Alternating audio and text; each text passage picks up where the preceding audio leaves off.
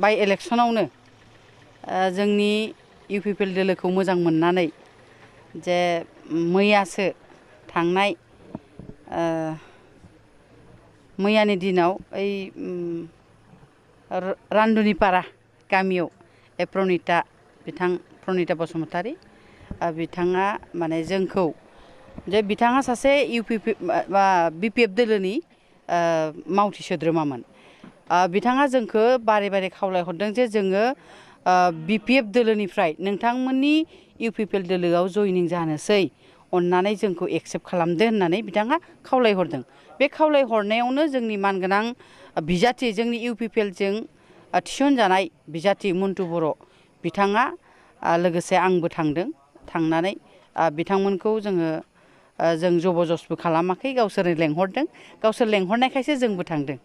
बेयाव 6 जन माबा जादों, जयनिं जादों। बिथांमोना गावसोरनो गोसो जानानै जोंखौ लेंहरनायसो। दिनैनि दिनाव आरो जोङो नैबे दहायसो आं एसे फुङाव नुनो मोनदों जे निउसाव ओंखारदों जे बिना गयारि आरो मन्टु बर' मोना जबरदस्ति बिथांमोनखौ UPPL दोलोआव लाबोदो होननानै। नाथाय बियो नंखाय बाथ्रा।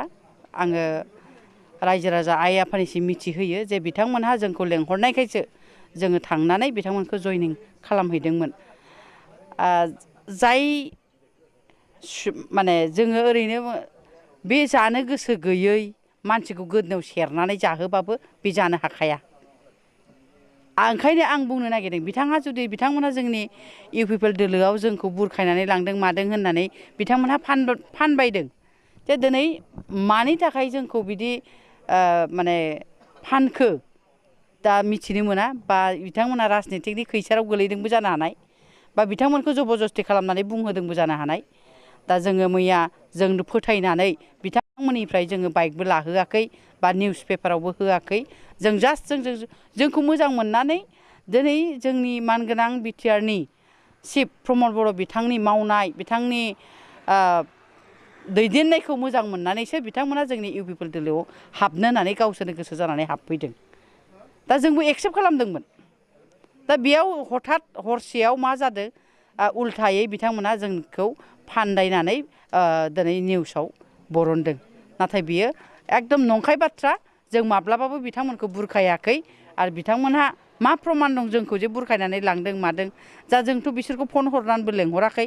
बिथांमोना खिन्थानो हागोन नामा जे मबाइलाव रेकर्ड खालामनानै लानाय दं नामा बिथांमोना जे जों बिथांमोनखौ फैथारदो जोंनियाव होननानै जों बिथांमोनखौ बुरखायदोंमोन नामा? माबा खिन्थानो हागोन नामा बिथांमोना?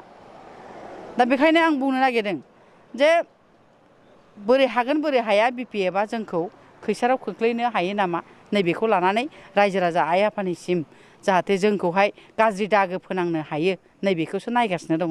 हाग्रामा महिलारि बिथाङा गामि गामि हाबनानै कख्लाबारि समस्तिखौ जोङो देरहानायनि उनाव सरखार दानो हागोन होननानै गामिनि रायजोनि सायाव फोरमायदों। माबोरै नायगोन? जोङो माने रायजो राजा आइ आफा इसिबां जाम्बा जाम्बि नंला गोदोनि बायदि। सरखार दानोब्ला साबैसे मानसि नांगौ?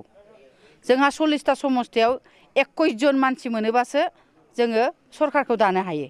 बेबायदिनो जोंहा दिनै BJP आरो UPPL GSP लोगो नांनानै जोङो दिनै सरखारखौ दादों।